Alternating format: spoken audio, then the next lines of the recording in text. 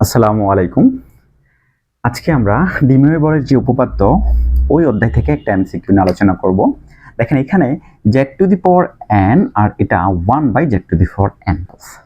তো আমরা যদি এটাকে এভাবে লিখি যে z⁴n প্লাস জাস্ট z⁻n এইভাবে লেখা যায় না? সেম অংশটাকে তো এভাবেও লেখা যায়। এখন দেখেন z এর মান আবার কত? e⁴i⁴। কার মানে এটা z এর মান।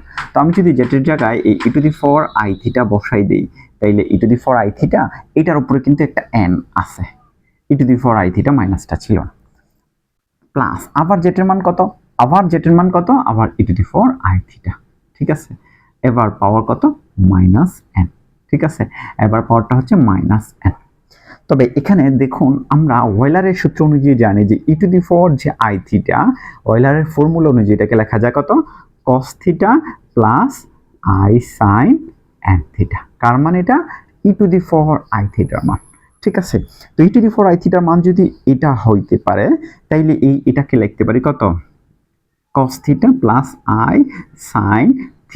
ঠিক আছে, এটাকে লেখা যায় পাওয়ার n দিলাম n প্লাস e⁴i⁴, আবার e⁴i⁴, তার মানে আবার cos θ প্লাস i sin θ, এই পাওয়ার -n। জাস্ট আমরা কি করেছি?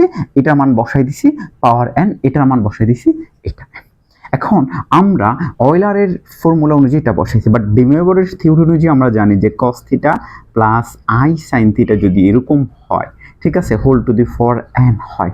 ঠিক আছে, তো এটাকে কত লিখতে পারি?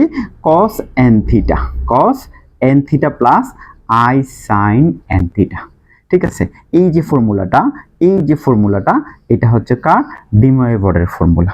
সেই অনুযায়ী nটা এখানে গুণ হবে, তাইলে cos n θ plus i sin n θ plus, দেখেন এবার -n cos, আমি যদি এটাকে লিখি তো cos থিটার সাথে যদি -n θ হয় তাইলে এটা মাইনাসটা প্লাস হয়ে যায় না? কারণ কি cos - θ কত? cos - θ মান cos θ, cos - θ মান কত ছিল? cos θ। সেই অনুযায়ী আমরা এটাকে cos n θ লিখতে পারবো। বাট আবার যখন -n আসবে তাইলে i sin -n θ, তবে sin এর ক্ষেত্রে কি হইতো? sin - θ কত হয়ে যায়? sin - θ হয়ে যায় sin θ। ঠিক আছে, sin - θ হয়ে যায় কত? sin θ। তাহলে এখানে যেহেতু আমাদের -n θ আছে, মাইনাস আমাদেরটা কত? n θ, তাহলে এটা যখন sin n θ। ঠিক আছে, n θ। তাহলে এটা এই যে ওই যে -n যদি এটাটাকে বসায় -n θ হবে না? তাহলে মাইনাসটা সামনে চলে আসবে। ঠিক আছে, cos n θ পরে মাইনাসটা সামনে চলে আসবে, তারপরে থাকবে কত? i sin n θ। ঠিক আছে, এখন আমরা দেখি এটার মধ্যে কি ঘটনা ঘটে। i sin n θ, i sin n θ কাটা, তাহলে এখানে থাকলে একটা cos n θ, এখানে একটা cos n θ, তাহলে কয়টা cos n θ? 2 cos n θ।